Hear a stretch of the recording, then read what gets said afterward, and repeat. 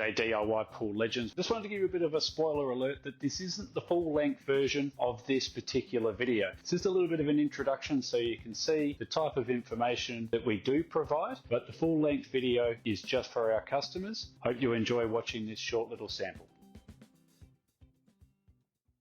Hey there, today we're going to be showing you how to fit two Astral LED pool lights to a fiberglass pool.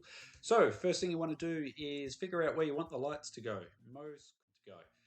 Grab yourself a drill with a hole saw.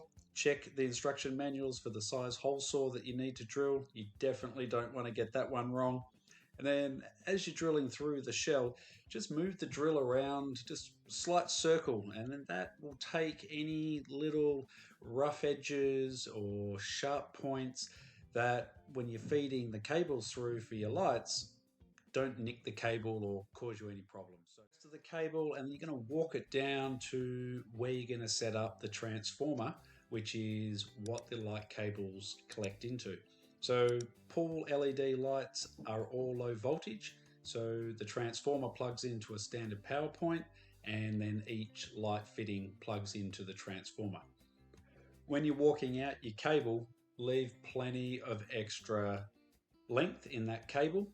Add another meter or two on just in case you decide to relocate or you need a little bit more than what you thought. Much easier to shorten a cable than it is to try and lengthen it and put in extensions. So once you got your so really important with this part here, you can see that the conduit now is sitting on top of the filtration return lines. So they're all neatly together, and most importantly, you want to stop the weight of the backfill pushing down on your pipework. So you can see there that the installer's used a bit of actually the leftover cable from the light fittings to well, there you have it, just a little sample of the video that we provide. We know from our customers all over the country that these videos make a huge difference to putting the pool in and enjoying the process and getting a fantastic outcome with your DIY pool.